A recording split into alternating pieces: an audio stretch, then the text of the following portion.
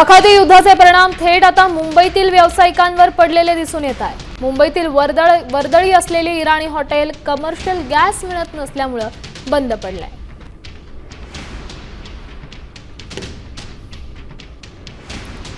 या स्थितीचा आढावा घेतलाय आमच्या प्रतिनिधी वैदेही काणेकर यांनी। पाहूया।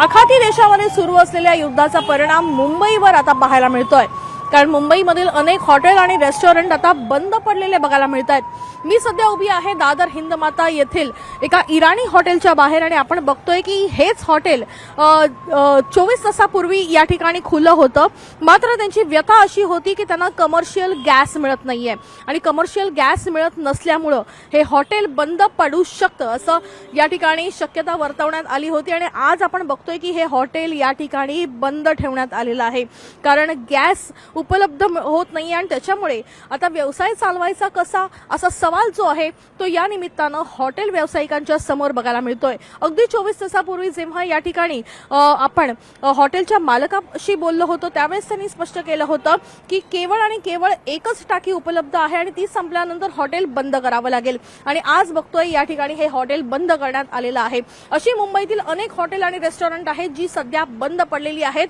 केवळ या ठिकाणी कमर्शियल गॅस मिळत नसल्यामुळे ही हॉटेल बंद करण्यात आलेली आहे आणि त्यामुळे आपण बघतोय की एकीकडे युद्धाचे परिणाम हे सर्वसामान्य लोकांच्या खिशाला झालेले बघायला मिळत आहेत, त्याचप्रमाणे आता व्यावसायिकांच्या देखील पोटाला या ठिकाणी या व्यवसायाची ही झळ जी आहे ती सध्या लागलेली बघायला मिळते।